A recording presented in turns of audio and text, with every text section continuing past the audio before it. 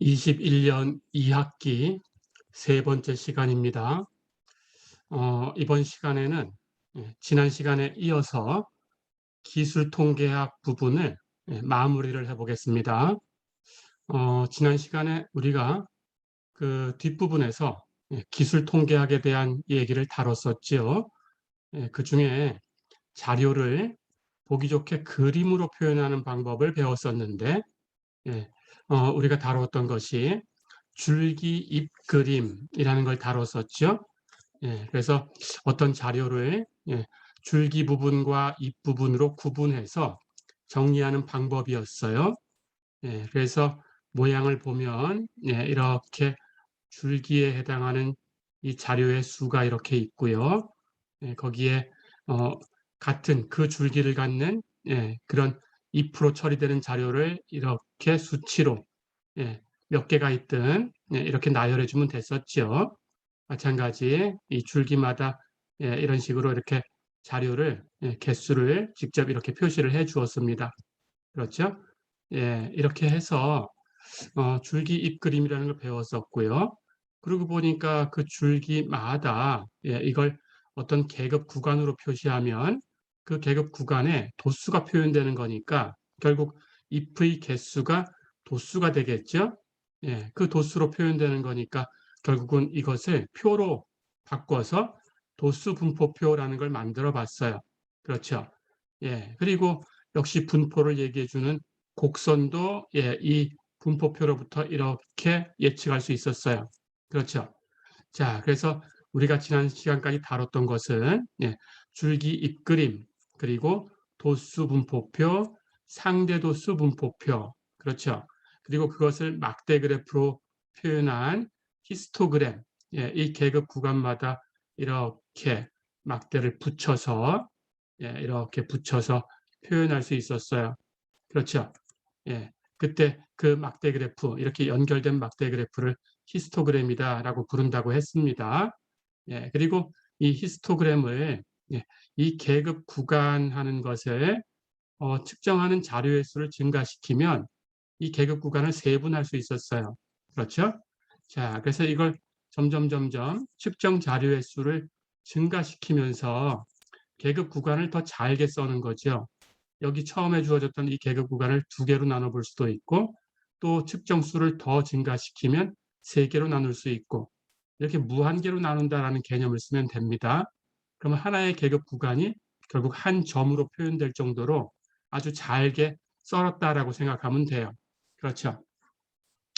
자, 그렇게 해놓고 나면 결국 이 히스토그램이, 이 막대가 거의 한 개의 선으로 이렇게 표현되겠죠. 그렇죠? 이렇게 표현될 겁니다. 자, 그러면 그때 이 극한이 되는 그런 곡선을 하나 만들어 볼 수 있는데, 그 극한이 되는 곡선을 분포 곡선이다 이렇게 얘기한다고 했어요. 그렇죠? 연속인 경우에는 이제 PDF라고 부른다고 했습니다. 이 부분은 뒤에서 또 다룹니다. 이산적일 때에는 PMF라는 용어를 쓰면 돼요. 여기 density 대신에 mass, 질량이란 뜻으로 mass라고 바꿔주면 PMF로 바뀝니다. 해서 이산형일 때는 PDF가 PMF 이렇게 바뀝니다. 분포를 표현하는 함수다라고 생각하면 됩니다. 자, 이렇게 해서 지난 시간에 분포 곡선까지 다뤄봤어요. 그렇죠. 줄기 잎그림, 그리고 도수 분포표, 상대 도수 분포표, 그렇죠. 그리고 그걸로부터 만들어지는 히스토그램, 그렇죠. 그것의 극한이 되는 분포 곡선, 이렇게 배웠습니다. 자, 그럼 이번 시간에는 4분위수와 100분위수라는 걸 먼저 얘기하고, 이걸 어디에 쓰려고 하는 거냐 하면 상자 수렴 그림, 우리 자료 얘기할 때 첫 번째 시간에 얘기를 해줬었죠. 상자 수렴 그림을 그리려고 해요. 그래서 이번 시간에 다루는 것은 상자 수렴 그림입니다. 자, 그런데 4분위수와 100분위수를 가지고 표현을 해야 돼요. 우리가 하고 싶은 것은 상자 수렴 그림이다. 이렇게 그때 4분위수가 필요하다라는 거고요. 4분위수는 100분위수를 가지고 정의를 할 거예요. 그 부분에 대해서 설명을 해보겠습니다. 칠판을 잠깐 지워 볼게요. 우선 상자 수렴 그림은 그 그림의 형태가 이렇게 자료를 가로축에다가 이렇게 표시를 해주고요. 그 자료의 값을 x라고 할까요? 자, 그때 xy 평면에다가 그려주는 건데, 예, 이렇게 상자 모양하고 그 상자 양쪽 끝에 이렇게 수염 모양을 이렇게 그려주시면 돼요. 예, 수염은 이렇게 X표로 마무리를 하셔도 좋고 그렇지 않아도 됩니다. 예, 그리고 이 수염 구간 안에 들어가지 못하는 자료가 있다 그러면 이것보다 큰 값은 오른쪽에다가 이렇게 동그라미로, 작은 값은 왼쪽에다 이렇게 동그라미로 이렇게 표시하면 됩니다. 그때 이 수염 밖으로 나가는 이 점들, 동그라미로 표현되는 이 점들은 이상점이라고 합니다. 예, 우리 자료 얘기할 때도 앞에서 이상점 얘기를 했었죠. 다른 자료와 비교해서 지나치게 큰 값, 예, 그때 예제를 들어줬었습니다. 예, 그래서 바깥쪽에 있다라는 뜻으로 outlier, 이상점이다 이렇게 부른다고 했어요. 그렇죠? 자, 그리고 이 상자와 이제 수영 그리는 방법을 하나씩 하나씩 설명을 할 거예요. 예, 여기 상자의 왼쪽 끝은 Q1이라는 수가 되게끔 맞춰서 이 X값에서 Q1이라는 수를 이렇게 표시를 하고요. 예, 그리고 여기 맞춰서 왼쪽, 상자의 왼쪽 끝이 딱 맞춰지게 정렬하면 됩니다. 상자의 오른쪽 끝, 이 부분에 있는 이 수는, X값의 수는 Q3라는 수고요. 예, 그리고 이 상자 안에다가 이 상자의 왼쪽, 오른쪽 변하고 나란하게, 이건 직사각형입니다. 예, 평행하게 이렇게 선을 그을 텐데 이 선은 이 값이 얼마냐에 따라서 Q1, Q3로부터 얼만큼 떨어져 있다는 걸 조정하면 돼요. Q1에 가까이 갈 수도 있고요. Q3에 가까이 갈 수도 있겠죠. 정중앙에 있을 수도 있고요. 예, 그렇게 그려주시면 됩니다. 예, Q1은 제1 4분위수라고 부르고요. 제1 4분위수, Q3는 제3 4분위수, 예, 이렇게 불러요.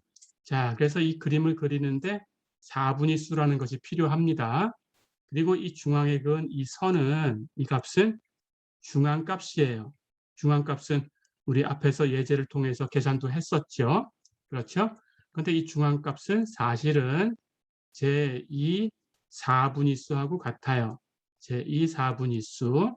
예, 그래서 이 중앙값을 우리가 미디언하고 표시를 했었죠. 제2 4분위수는 Q2 이렇게 쓸 수 있을 텐데 예, 이건 중앙값하고 같으니까 굳이 중앙값을 Q2라고 쓰진 않아요. 예, 근데 의미는 같은 거예요. Q2라는 걸 계산하면 그 값이 중앙값이에요. 예, 이렇게.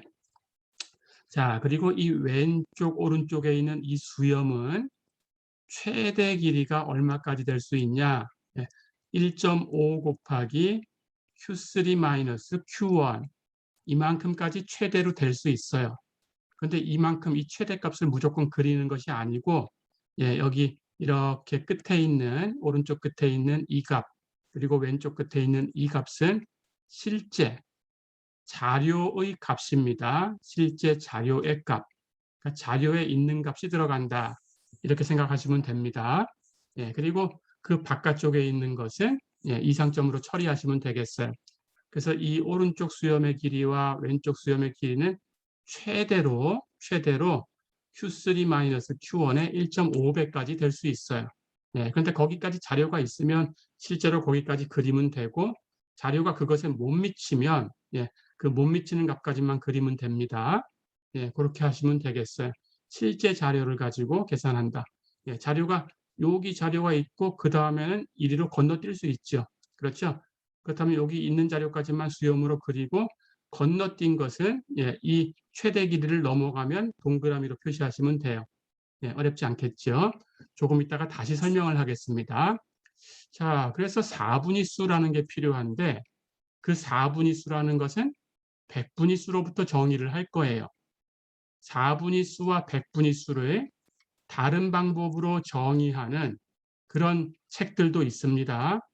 하지만 우리 책에 그 방법을 따라서 공부를 할 거니까 이 방법대로 하시면 됩니다. 예, 시험 문제에 이런 문제가 나왔다 그러면 우리 수업 시간에 배운 방법으로 하셔야지 다른 책에 있는 방법으로 하시면 안 되겠지요. 예, 그래서 혹시 예, 미리 알고 있는 경우가 있다라고 하더라도 뭐 엑셀이나 어떤 그 통계학 패키지를 통해서 예, 거기서 계산하는 방법을 알고 있는 사람들도 있을 수 있어요. 예, 그렇다고 하더라도 예, 이 방법대로 다시 이제 바꿔서 예, 연습해 보시면 됩니다. 예, 알고 있다면 이걸 이해하는 것이 더 쉬울 수 있어요. 자, 그럼 설명을 해볼게요. 예, 우선 말 그대로 4분위수라는 것은 예, 그 자료의 전체 범위를 4개의 구간으로 나누는 거예요. 4분위수는 4개 구간 이렇게 나누는 거고 100분위수는 역시 말 그대로 100개 구간으로 나누는 거예요. 100개 구간. 자, 그럴 때 이제 번호를 어떻게 붙일 거냐라는 건데 4분위수도 마찬가지, 100분위수도 마찬가지. 예, 자료를 우리 중앙값 계산할 때 연습을 해봤었죠. 가장 작은 값부터 가장 큰 값으로 순서대로 정렬을 합니다. 작은 수에서 큰 수로 정렬을 하셔야 돼요. 잊지 마시고요. 예, 거꾸로 하면 번호가 반대쪽에 있는 것이 오겠죠. 예, 그래서 주의하셔야 되고요. 작은 수에서 큰 수로 정렬을 합니다. 자, 표본 자료의 크기를 n이라고 해볼까요? 그 자료가 n개 있다라는 뜻이죠. 그럼 번호를 1번부터 n번까지 붙일 수 있습니다. 그렇죠? 자, 그래서 가장 작은 수, 최소값을 x1이라고 번호를 붙일게요. x1은 최소값입니다. 최소값. 그 다음 x1보다 바로 큰 값을 x2라고 번호를 붙이고요. 그 다음 x3라고 번호를 붙이고요. 이렇게 이제 점점 큰 수로 갑니다. 그래서 가장 큰 값, 예, xn이 있겠죠. 그럼 그 전에는 xn-1이겠죠. 그래서 xn까지 이렇게 번호가 붙었을 거예요. 그렇죠? 그때 xn은 이 자료에서 최대값이 되죠. 그렇죠? 그렇다면 우리 지난 시간에 배운 대로 xn에서 x1을 빼주면 예, 우리 이 표본의 범위가 되겠죠. 그렇죠? 예, 그것도 배웠습니다. 자, 그렇다면 여기 n개 자료가 있어요. 예, 이 n개 자료를 4분위수라는 것은 이 자료를 4개 구간으로 나누는 거고 100분위수라는 것은 이 자료를 100개 구간으로 나누는 거예요. 그때 제 p 100분위수라는 걸 정의를 할 텐데요. 여기 p라는 값은 제 1 100분위수부터 100개로 나눴을 때는 제 99 100분위수까지 번호를 붙입니다. 예, 100번째 100분위수라는 것은 예, 통상 최대값이 돼야 되는 거니까 예, 이건 다루지 않아요. 예, 그래서 첫 번째 100분위수부터 99번째 100분위수까지 있다. 제1 100분위수부터 제99 100분위수까지 있다. 예, 이렇게 생각하시면 됩니다. 자, 그렇다면 말 그대로 예, 이 자료, n개의 자료를 100개의 구간으로 나눴을 때 첫 번째에 해당하는 게 어디냐? 첫 번째 구간, 예, 그 경계를 얘기해 주는 것이 예, 제1 100분위수예요. 100개를 순서대로 이렇게 정렬했을 때 아래쪽에서부터 두 번째 구간이 어디냐? 그 경계, 어디까지 하는 그 경계를 얘기해 주는 값이 제2 100분위수예요. 그러니까 제1 100분위수는 100개 중에 첫 번째 구간, 작은 순서대로 셌으니까 제일 작은 쪽 첫 번째가 되겠죠. 예. 제2 100분위수는 이 구간을, 이 자료를 100개 구간으로 나눴을 때 작은 것부터 해서 두 번째 구간. 어렵지 않죠? 제3 100분위수는 작은 것부터 세 번째 구간, 제99 100분위수는 작은 것부터 세서 99번째 구간. 예, 이렇게 얘기를 해주는 겁니다. 그 경계. 자, 그러니까 자료가 지금 n개가 있는데 n개가 딱 100개, 200개 이렇게 끊어서 얘기할 수 있다면 예, 그렇다면 그냥 세기 편할 수도 있어요. 그렇죠? 예, 하지만 그 n개의 자료가 꼭 100개, 200개 이렇게 되는 건 아니니까 자료를 30개만 가지고 100개 구간으로 나눠볼 수도 있고 그렇죠? 자료를 50개를 가지고 100개 구간으로 나눠볼 수도 있어요. 그렇죠? 예, 그러니까 규칙이 필요하겠죠. 예, 그래서 첫 번째 수부터 제일 마지막에 있는 최대값까지를 순서대로 작은 순서대로 늘어놓고 그걸 100개, 그 개수가 몇 개가 되었던 100개 구간으로 나눴다라고 가정을 해보는 거예요. 자, 그래서 여기 x1부터 xn까지가 있겠죠. 여기 x1이 될 거고 여기 xn이 될 거고 그렇죠? 이걸 늘어놓고 이렇게 늘어놓고 이 구간을 100개 구간으로 나누는 거예요. 여기가 첫 번째 구간, 여기가 두 번째 구간, 여기가 세 번째 구간 이렇게 해서 이렇게 세주면 여기가 99번째 구간, 여기가 100번째 구간이 되겠죠. 그렇죠? 자, 그럴 때 백분위수라는 것은 제1 백분위수 하는 것은 이 경계가 되는 이 수입니다. 제2 백분위수 하는 것은 이 수고요. 제99 백분위수 하는 것은 이 수예요. 어렵지 않죠? 해서 백분위수를 이렇게 표기를 할 텐데 이제 계산법을 정의를 할게요. 이렇게 계산한다는 걸 기억하셔야 됩니다. 우선 백분위수를 결정할 때 i라고 표기되는 수가 필요해요. 그럴 때 제 p 백분위수는 100분의 p에다가 표본 자료의 크기, 표본의 크기, 그 n을 갖다 곱해요. 100분의 p 곱하기 n. 자, 만약에 이 표본의 크기가 100이었어요. 즉 자료가 100개 있었어요. 그렇다면 100이 약분되고 p 이렇게 남겠죠. 그러면 p라는 수는 1부터 99까지 있는 거니까 정수지요. 그렇죠? 그러니까 n하고 100하고 이렇게 약분이 돼서 사라질 수 있다면 남는 것, 그것이 정수가 될 수 있으니까 i는 정수가 될 수도 있겠죠. 그렇죠? 하지만 여기 표본의 개수가 예를 들어서 37개였어요. 그렇다면 100분의 p 곱하기 37 하면 100분의 37p 이렇게 되는데 이건 정수가 아니죠. 그렇죠? 그러니까 i라는 수는 100분의 p 곱하기 n 이렇게 계산한다는 건 기억하시고요. i라는 수는 정수일 수도 있고 정수가 아닐 수도 있습니다. 자, 그때 이제 결정을 할 거예요. 이렇게 계산해서 만약에 표본의 크기에 따라 이게 정수인가 아닌가가 달라지겠죠. 만약에 이 i라는 수를 계산했는데 100분의 p 곱하기 n 이렇게 계산을 했는데 그 결과가 정수였어요. 자, 그렇다면 i가 정수가 되면 어떻게 되냐? 그 정수니까 그 번째라는 게 의미가 있죠. 예를 들어서 정수니까 3이나 4나 이런 수로 나올 수 있다는 뜻이에요. 해서 정수가 되면 i번째와 i 플러스 1번째 수가 있겠죠. 작은 순서대로 정렬해서 선택을 한 거니까 작은 순서대로 정렬하는 것은 잊어버리면 안 되고요. i번째와 i 플러스 1번째가 있을 거예요. 그렇죠. i번째 수와 i 플러스 1번째 수 이걸 자료에서 선택을 합니다. 해서 그 두 개 수의 평균을 계산해요. 그것이 제 p 백분위수가 됩니다. 어렵지 않죠? 이렇게 계산하시면 돼요. 예를 들어서 i를 계산했더니 i가 3이 나왔어요. 자, 그러면 3은 정수지요. 그렇죠? 그렇다면 세 번째하고 네 번째하고 이것의 평균을 내주면 돼요. 세 번째 수와 네 번째 수의 평균. 어렵지 않죠? i가 예를 들어서 7이 나왔다 그러면 일곱 번째와 여덟 번째의 평균. 이렇게 기억하시면 됩니다. 이렇게 꼭 기억을 해두시고요. i가 정수면 i번째, 그 다음 i 플러스 1번째 두 수를 선택을 해서 평균을 낸다. 정수면 평균입니다. 정수면 평균 기억하시고요. 자, 이번에는 i가 정수가 아닐 수도 있어요. 그렇죠. 아까처럼 이 표본의 크기가 37이었다 그러면 100분의 37 곱하기 p 이렇게 계산하면 당연히 정수가 아닌 값이 나오겠죠.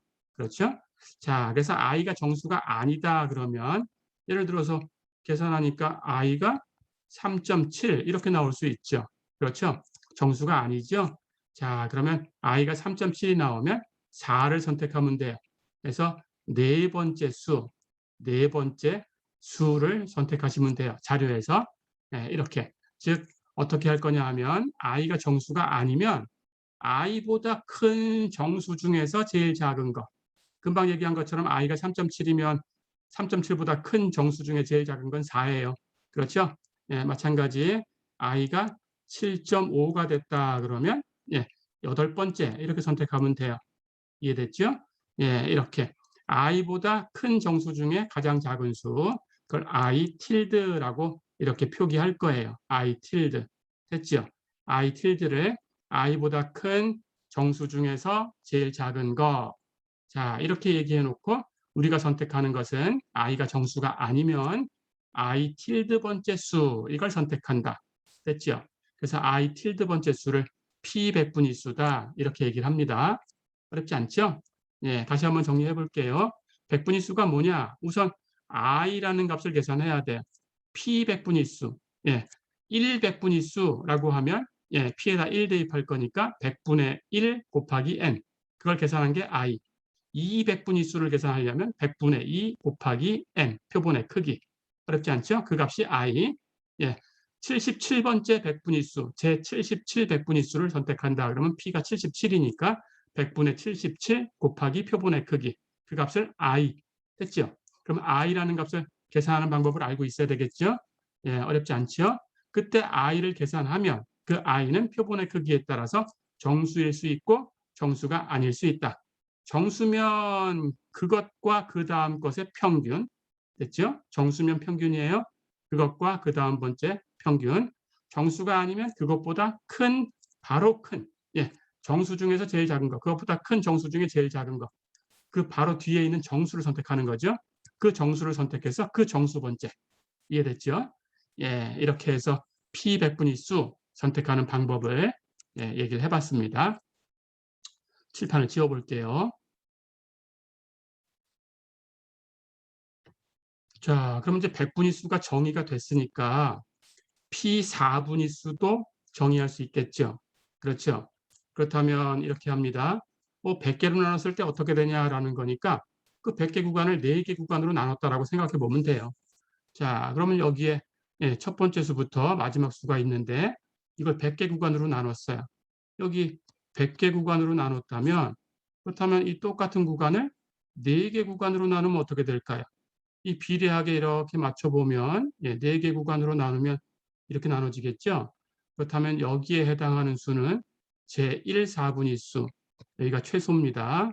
여기가 최대고 예, 여기에 해당하는 수가 제2 4분위 수, 이게 중앙값이고요. 여기에 해당하는 수가 제3 4분위 수, 이렇게 돼요. 어려운 거 없죠.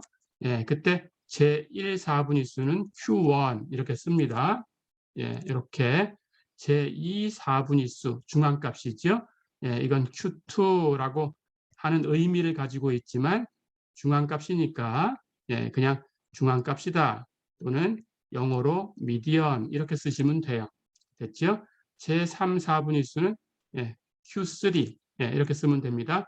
그래서 Q라는 것은 4개로 나눈 것 중에 라는 뜻이에요. quartile 이란 뜻입니다. 예, quartile 예, 그런 뜻이에요. 예, 해서 quartile 해서 세 번째 third quartile 그런 뜻이에요. Q1은 first quartile 예, 이렇게 Q2는 second quartile 예, 이렇게 생각하시면 됩니다. 자, 그래서 Q1, Q2, Q3의 의미는 알고 있죠, 이제. 4개로 나눴을 때 첫 번째 구간, 두 번째 구간, 세 번째 구간을 얘기해주는 경계가 되는 값이다. 됐죠? 자, 그렇다면 당연히 100개로 나눈 것하고 비교하면 100개를 4개로 나눠보세요. 첫 번째가 되는 것은 25번째가 되겠죠. 두 번째가 되는 것은 50번째가 되겠죠. 세 번째가 되는 것은 75번째가 되겠죠. 그렇죠? 네, 이렇게 비교하시면 돼요. 자, 그래서 제1 4분위 수는 제25 백분위 수입니다.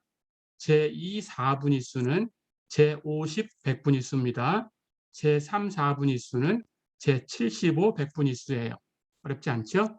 그러니까 제 P 4분위 수는 거기다 25를 곱해서 제25P 백분위 수다. 이렇게 계산한다. 어렵지 않죠? 자, 그렇다면 i라는 값을 똑같이 계산해 주시면 돼요. 그렇죠? 자, 그러니까 여러분들이 i를 계산할 때 이제 4분위 수를 계산하기 위해서 i를 계산한다면 예, 4분위 수하고 100분위 수하고는 예, 이렇게 p에다가 25배를 하면 돼요. 그렇죠? 그러니까 i라는 수는 예, 100분의 즉 제 p 4분위 수를 계산하려고 한다. 그러다 25를 곱해서 25p 곱하기 표본의 크기 이렇게 계산하시면 돼요. 자, 그러니까 약분하면 4분의 pn이 되겠죠. 해서 i는 4분의 pn 이렇게 계산하면 됩니다. 됐죠? 똑같이 하시는 거예요. 제 p 4분위수. 자, 그래서 i가 정수일 때가 있고 아닐 때가 있겠죠. 예, 똑같이 합니다. 정수일 때와 정수가 아닐 때, 예, 정수일 때는 똑같이 i번째 하고 i번째, 그 다음 i 플러스 1번째, 예, 이것의 평균을 계산하면 돼요. 평균 계산하면 되고, 정수가 아니면 i tilde 번째, 이걸 선택하면 됩니다. 똑같아요. i tilde 하는 것은 i보다 큰 정수 중에서 제일 작은 거, 예, 이런 뜻입니다. 예, 자, 이렇게 이제 p 100분위수와 예, p 4분위수를 공부를 해봤어요. 어렵지 않죠? 예, 이따가 자료를 가지고 연습을 해보겠습니다. 자, 가볼까요?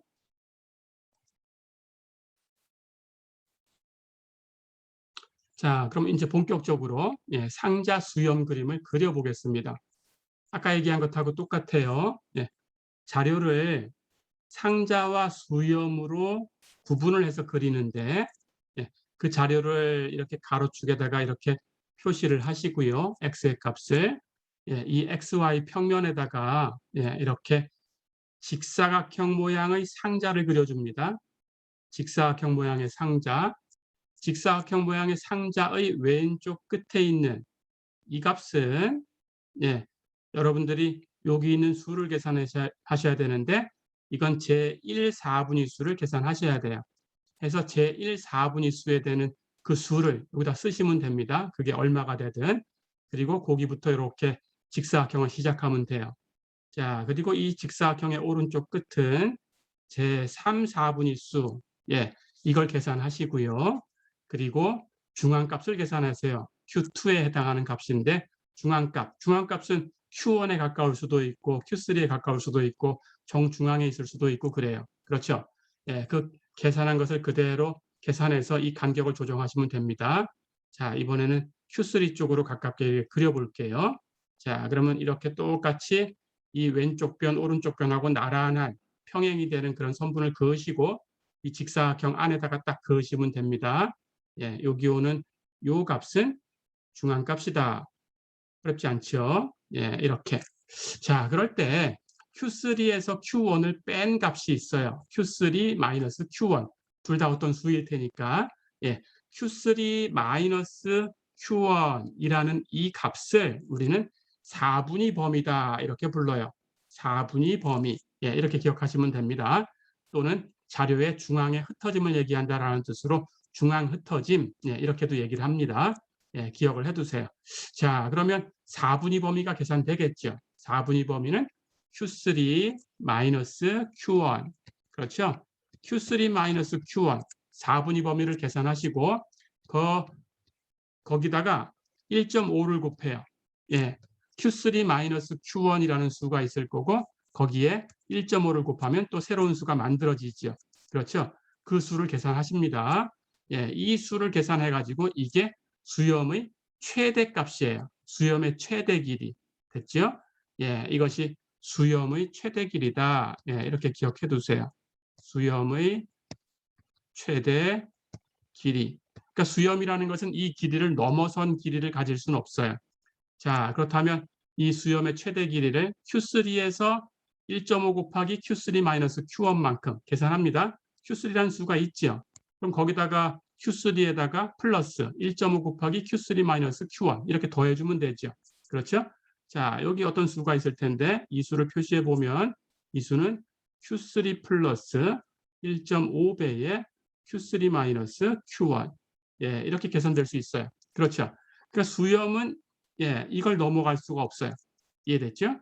자, 하지만 여기까지 수염을 다 긋는 게 아니고 예, 이렇게 수염을 이 직사각형 상자의 중앙 부분에 가로로 이렇게 수염을 그으시는데 실제 자료가 여기까지 있으면 여기까지 수염을 그리면 되는데 그렇지 않을 수 있어요? 그럼 여기 실제 자료에서 딱 끝나면 됩니다. 실제로 있는 자료가 주어지니까 자료를 읽어낼 수 있죠? 예, 해서 여기는 실제 있는 자료, 예, 실제로 있는 자료까지만 그린다. 됐죠? 그러니까 이 안에 들어오는 수의 가장 큰 값, 이 수렴 최대 범위에 들어오는 수 중에서 자료에 있는 것 중에서 제일 큰 값. 됐죠? 그런데 이 수렴의 길이를 넘어서는 그 자료가 있을 수 있어요. 그렇죠? 이 안에서는 이 값이 제일 크고 그다음 이것보다 큰 값 중에서는 이 안에는 없겠죠. 이 안에 들어오는 것 중에 이 안에 들어오는 것 중에는 이게 제일 크니까. 그런데 이것 바깥쪽에 있는 수가 있겠죠. 그렇죠? 만약에 있을 수도 있고 없을 수도 있습니다. 그런데 만약에 이 수렴의 최대 길이를 넘어가는 자료가 있다. 그렇다면 이 동일선상에다가 이렇게 동그라미로 표시하면 돼요. 한 개가 있으면 하나 표시하시면 되고요. 두 개가 있으면 두 개 표시하시면 되고요. 세 개가 있으면 세 개 표시하시면 돼요. 그래서 그때 자료의 값을 이렇게 X축에다가 기록해 주시면 돼요. 이건 얼마, 이것도 얼마, 이것도 얼마 이런 식으로. 됐죠? 자, 마찬가지. Q1도 여기 수염의 왼쪽 수염의 최대 길이가 있을 수 있습니다. 그 수염의 최대 길이는 1.5 곱하기 Q3 마이너스 Q1이에요. 그러니까 Q1 왼쪽에 있으니까 Q1에서 빼주면 되겠죠. 그래서 여기 있는 값은 Q1 마이너스 1.5 Q3 마이너스 Q1 이렇게 계산된 값이죠. 그렇죠? 자, 그래서 마찬가지로 수염은 왼쪽으로 여기까지밖에 그릴 수가 없어요. 해서 여기에 자료가 있다 하면 여기까지 그려지겠지만 그렇지 않다면 이렇게 실제 있는 자료까지만 수염으로 그리시면 돼요. 이해됐죠? 해서 여기 왼쪽 수염의 끝에도 실제 있는 자료. 그러니까 실제 있는 자료 중에 여기 이 수염의 최대 길이 여기까지 왼쪽 한 개, 요것보다 오른쪽에 있는 실제 자료를 그려주시면 돼요. 됐죠? 그런데 이걸 왼쪽으로 넘어가는 자료가 있을 수도 있겠죠. 그럴 땐 역시 이렇게 이상점 처리하면 됩니다. 동그라미로. 이해됐죠? 이렇게. 그래서 이 동그라미로 그리는 것은 수염의 최대 길이를 왼쪽, 오른쪽 넘어가는 것들. 왼쪽은 더 왼쪽으로 가 있고 오른쪽은 더 오른쪽으로 가 있는 그런 수들이 있으면 동그라미로, 없으면 안 그리면 돼요. 이해됐죠? 그렇게 그리시면 됩니다. 자, 그렇다면 이제 상자 수염 그림을 그리는 방법을 설명을 했습니다. 그렇다면 한번 예를 들어 볼게요. 어려운 거 없겠죠? 이렇게 방식만 기억하시면 됩니다. 그러니까 상자 수염 그림을 그리기 위해서는 필요한 게 뭔가요? Q1 중앙값 Q3 그렇죠? Q1 중앙값 Q3 가지고 상자 그려주시고 그 위치를 선으로 표시하시고 수염을 그리기 위해서는 4분의 범위가 필요했죠. Q3-Q1을 4분의 범위라고 하고 그 4분의 범위에 1.5배 한 값, 그 값을 Q3에 더하고 Q1에서 빼주고 그렇죠? 그게 수염의 최대 길이가 될 수 있다. 그렇죠? 그런데 수염은 실제 있는 자료에서 그리는 거다. 최대 길이를 그냥 그리는 게 아니다. 이해됐죠? 이게 방식입니다. 그리고 그 수염을 넘어가는 자료가 있다면 이상점으로 동그라미로 표시한다. 됐지요? 그럼 이제 예를 하나 들어볼게요. 그림을 한번 그려봅시다.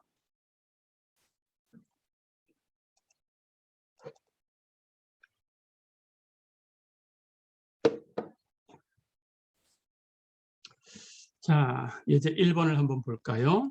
이제 1.5 한번 보세요. 40개의 담배로 구성된 확률 표본에 대해서 니코틴 함량, 단위는 밀리그램이고요. 니코틴 함량이 측정되었다 그랬습니다. 이 자료에 대해서 상자 수염 그림을 그려라 그랬어요. 자, 여기 40개 자료가 주어져 있네요. 가로로 10개씩 해서 4줄 있으니까 40개입니다. 그러니까 표본의 크기는 40이 되는 거고요. 그렇죠? 자, 그럼 중요한 게 뭔가요? 우선 여러분들은 순서대로 정렬하셔야 돼요. 그렇죠? 자, 순서대로 정렬하면 시간이 오래 걸릴 수가 있으니까 미리 자료를 그냥 순서대로 정렬을 해줬어요. 그런데 순서대로 정렬되어 있지 않을 수 있습니다. 그렇다면 여러분들은 순서대로 정렬한 다음에 이 계산을 하는 거다라는 건 잊지 마시고요. 물론 시험 문제에 이런 문제를 준다 그러면 당연히 순서대로 정렬하는 데서 틀릴 수도 있고 그게 복잡할 수도 있으니까 그렇게 하지는 않아요. 그래서 그냥 순서대로 줄 거예요. 그러면 순서대로 주었으니까 여러분들이 4분위수를 계산하는 그 법칙만 알면 계산할 수 있을 거예요. 그렇게 합니다. 자, 그럼 순서대로 되어 있는 걸 그냥 확인만 한번 해볼까요? 0.72, 0.85, 1.09, 1.24, 1.37 이렇게 쭉 오른쪽으로, 그리고 아래에서 또 다시 오른쪽으로 이렇게 쭉 가면 2.55까지 작은 순서에서 큰 수로 이렇게 늘어놓았다라는 것이 다 확인이 되지요. 자, 그럼 순서대로 정렬되어 있다라는 건 이제 확인이 됐습니다. 표본은 자료의 개수가 40개니까 표본의 크기는 n은 40이에요. 그렇죠? 자, 그럼 우리가 필요한 게 Q1, 중앙값, Q3, 그렇죠? 그리고 Q3 마이너스 Q1, 4분위 범위의 1.5배. 이것만 계산하면 그림을 다 그릴 수 있습니다. 우선 가볼까요? 제1 4분위수부터 계산을 해보겠습니다. 제1 4분위수, first quartile 이란 뜻으로 Q1이라고 쓴다고 했고요. 이제 I를 계산해야 되죠. 제1 4분위수는 제25 100분위수하고 같다. 그렇죠? 그래서 I를 계산하는 방법은 I는 100분의 25pn으로 계산한다. 그런데 제1 4분위수니까 p에다가 1을 대입하면 된다. 어렵지 않죠? 이렇게 약분하면 4가 되고요. 4분의 p라는 것은 1, 그렇죠? 해서 4분의 1 하는 값이 됐습니다. 해서 p에다가 1을 대입했으니까 계산 결과는 4분의 1. 거기에 표본의 크기를 곱할 거예요. 표본의 크기가 40이에요. 그렇다면 40하고 4분의 1을 곱하면 10이 되네요. 그렇죠? 자, 그러니까 Q1을 계산하기 위해서 여러분들이 계산했던 I는 10이 됐어요. 그렇다면 정수지요. 그렇죠? 정수일 때는 어떻게 한다고요? 그것과 그 다음 번째. 그렇죠? I가 10이 나왔으니까 10번째 수하고 11번째 수를 선택을 하셔야 돼요. 그것의 평균을 내야 됩니다. 자, 그런데 마찬가지로 순서대로 정렬돼야 된다는 게 이제 중요한 역할을 하죠. 해서 이미 작은 수부터 큰 수까지로 순서대로 정렬을 해놨습니다. 작은 수부터 세어서 10번째, 그리고 11번째예요. 자, 그러면 여기 한 줄에 10개씩 정리해놨으니까 작은 순서로 이렇게 또 정렬해놨으니까 작은 수부터 큰 수대로 쭉 정렬했을 때 10번째 수는 이 첫 번째 줄의 오른쪽 끝수가 되겠죠. 그럼 11번째는 그 아랫줄에 첫 번째 수가 되겠죠. 그렇죠?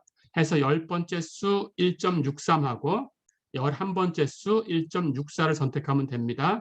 그래서 이것의 평균이에요. 그럼 1.63과 1.64를 더해서 평균 2로 나눠주면 되죠. 1.63 플러스 1.64 2로 나눈 거 해서 1.635를 얻었습니다. 자, 그러면 Q1은 1.635 계산이 됐지요. 자, 다시 가볼까요?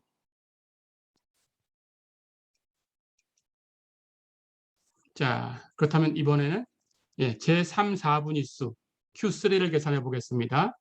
자, 그렇다면 역시 제3, 4분위수는 100분의 25pn 하는 값으로 i를 계산해야 되는데 제3, 4분위수니까 p에다가 3을 대입하면 돼요. 그렇죠? 이렇게 약분하면 4분의 1이고요. p에다가 3 대입했으니까 4분의 3이 됩니다. 그러다 표본의 크기 n은 40이었으니까 40을 곱하면 3하고 10 곱해서 30이 되죠. 그렇죠? i는 30이 됐어요. 그렇죠? 자, 그렇다면 역시 30도 정수입니다. 그러니까 규칙, 30번째와 31번째 자료의 평균. 그렇죠? 30번째와 31번째 자료를 볼까요?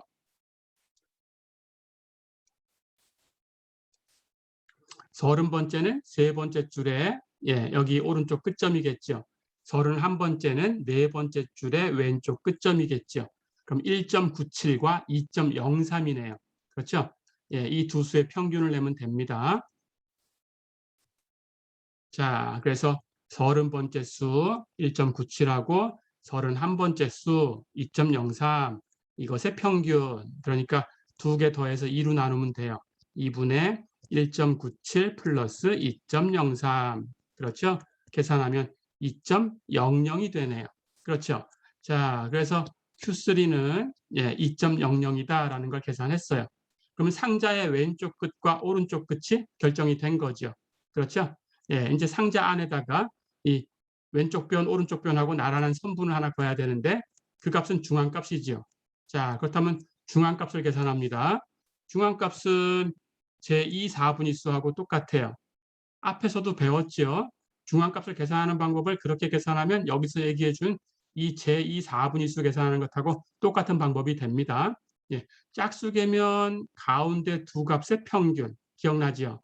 홀수계면 정가운데 있는 수가 하나밖에 없으니까 그 수. 그렇죠? 예, 그렇게 계산해도 똑같아요. 예, 결과를 비교해 보세요. 이 수업 끝나고 나면. 자, 그러면 여기서는 4분위수 계산하는 방법으로 연습을 해볼게요. 제2 4분위수하고 같은 거니까 i는 100분의 25p 곱하기 n 하고 계산할 텐데 p에다가 2를 대입해 주면 돼요. 그렇죠? 100하고 25 약분하면 4분의 1이고 p에다 2를 대입했으니까 4분의 2가 됩니다. 거기다가 표본의 크기 40을 갖다 곱하면 예, 전체는 2하고 10하고 곱해서 20이 됐죠. 그러면 i는 20이 됐어요. 그렇죠? 역시 정수예요. 예, 그렇다면 20번째와 21번째의 평균. 그렇죠? 예, 우리 앞에서 배운 대로 중앙값 계산하는 방법도 똑같죠. 40개, 짝수개니까 중앙에 있는 두 값의 평균인데 40개의 중앙에 있는 두 값은 왼쪽에서 세어보면 20번째, 오른쪽에서 세어보면 21번째 수가 예, 양쪽에 있는 그 가운데 두 값이죠. 그렇죠? 결국은 20번째, 21번째의 평균이다라는 게 똑같죠. 그렇죠? 예, 이렇게 계산하면 됩니다. 자, 그러면 20번째 수와 21번째 수를 찾으셔야 돼요. 볼까요? 20번째 수는 두 번째 줄 오른쪽 끝점 1.75죠. 21번째 수는 세 번째 줄의 왼쪽 끝. 예, 이 자료 1.79지요. 그럼 1.75하고 1.79의 평균을 내주면 되겠죠. 그렇죠? 자, 그래서 중앙값은 예, 20번째 수 1.75하고 21번째 수 1.79 이것의 평균이다. 그래서 2분의 1.75 플러스 1.79다. 그렇죠? 예, 계산하면 1.77이 되네요. 그렇죠?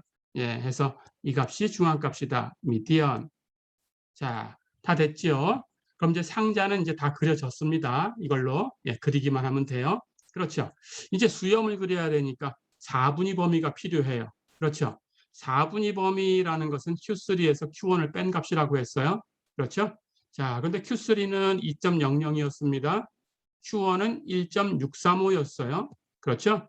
이 값을 빼주면 0.365가 되네요. 그렇죠.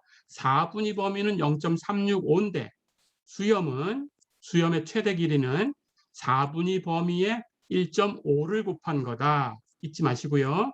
예, 그래서 4분위 범위에다가 1.5를 곱해야 돼요. 4분위 범위가 0.365가 나왔으니까 거기에 1.5를 곱하면 0.5475 이렇게 되네요. 됐죠? 자, 그럼 수염의 최대 길이를 이제 계산하셔야 됩니다. Q3에서 오른쪽으로 0.5475만큼 더 갈 수 있고 Q1에서 왼쪽으로 0.5475만큼 더 갈 수 있어요. 그렇죠? 자, 그러면 수염의 왼쪽, 오른쪽 최대로 갈 수 있는 끝점을 계산을 해봅니다. 그러면 왼쪽은 Q1에서 4분위 범위의 1.5배, 1.5 곱하기 Q3-Q1 이걸 빼주면 돼요. 그렇죠? Q1은 1.635였어요. 4분위 범위의 1.5배를 계산하니까 0.5475였어요. 그럼 1.635에서 0.5475를 빼면 1.0875예요. 그렇죠? 그러니까 수염은 왼쪽으로 1.0875라는 자료까지 갈 수 있어요. 그런데 실제로 있는 자료에서 가야 됩니다. 1.0875 기억하시고요. 수염의 오른쪽 끝은 어디까지 갈 수 있냐? 갈 수 있냐라는 최대 범위를 얘기하는 거지 거기까지 수염을 그리는 게 아니다라는 거 잊지 마시고요. 그러면 이번에는 Q3에다 더해줘야 되죠. Q3에다가 4분위 범위에 1.5배를 더해줘요. 그렇죠? Q3는 2.00이었습니다.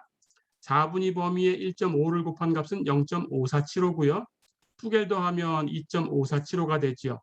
그러니까 수염은 오른쪽으로 최대로 갈 수 있는 값이 2.5475예요. 됐죠? 자, 그러면 수염은 왼쪽으로 1.087호, 오른쪽으로는 2.547호까지 갈 수 있는데 실제로 거기까지 다 가는 게 아니고 실제 자료에서 찾아야 된다. 됐죠? 자, 그렇게 가시면 됩니다. 자, 그럼 1.0875하고 2.547호 이걸 가지고 한번 생각을 해보겠습니다.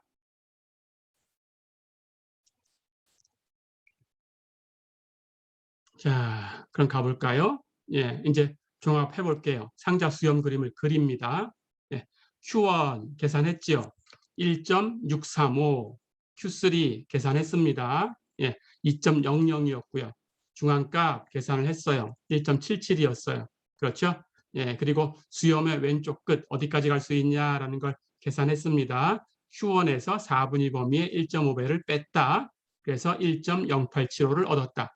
오른쪽 끝에는 Q3에서 4분의 범위의 1.5배를 더했다. 그래서 2.5475까지 갈 수 있다. 됐죠? 자, 그럼 가볼까요? 이제 상자 수렴 그림을 그립니다. 가운데다가 상자를 그리고요. 그렇죠? 직사각형 모양으로 그리시면 되고 왼쪽 선, 오른쪽 선, 왼쪽 선 이 값은 Q1의 값을 쓰면 되고요.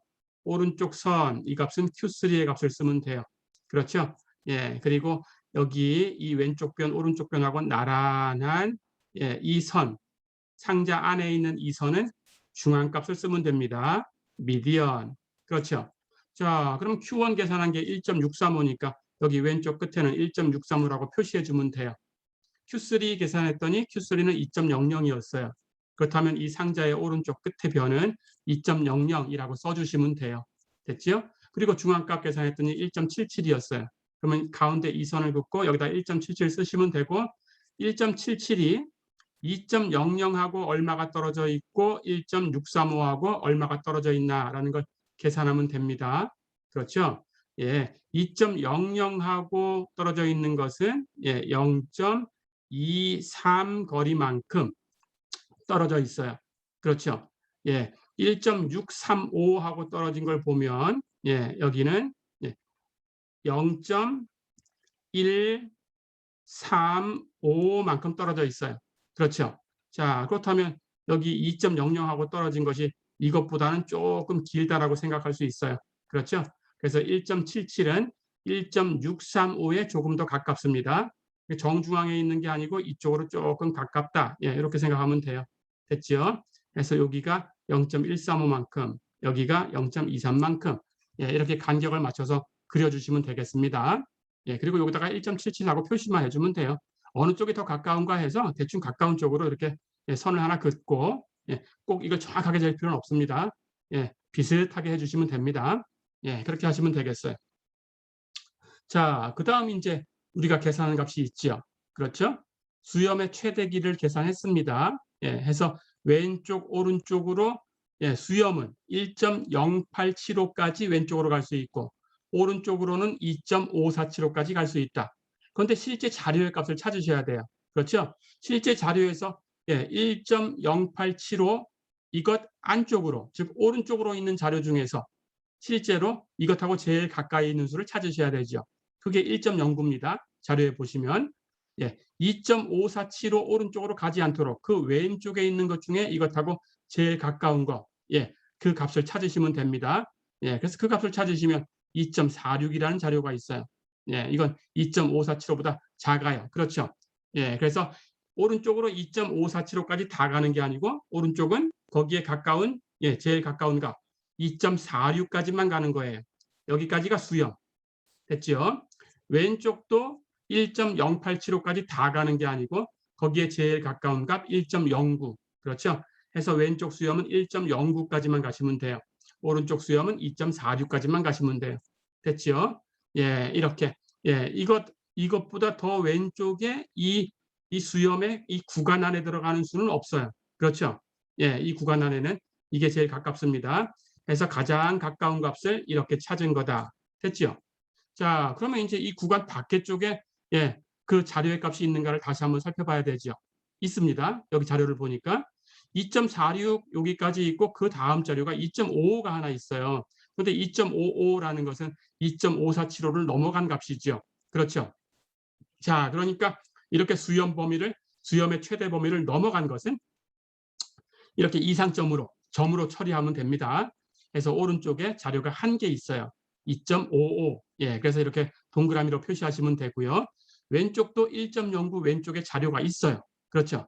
보니까 0.72라는 값이 있고 0.85라는 값이 있었어요. 두 개가 있네요. 그렇죠? 자, 그럼 왼쪽 수염 더 바깥쪽에는 이렇게 자료 두 개를 그어주시고 동그라미로 표시해 주시고 예, 표시하시면 돼요. 0.72와 0.85였다. 예, 이렇게 표시해 주면 됩니다. 예, 어렵지 않지요? 자, 이렇게 해서 상자 수영 그림을 그려봤습니다. 이거 조금 연습하시고요. 다시 한번 종합하면 상자를 그리는 방법은 Q1 그리고 중앙값 Q3 이게 필요하다. 그렇죠?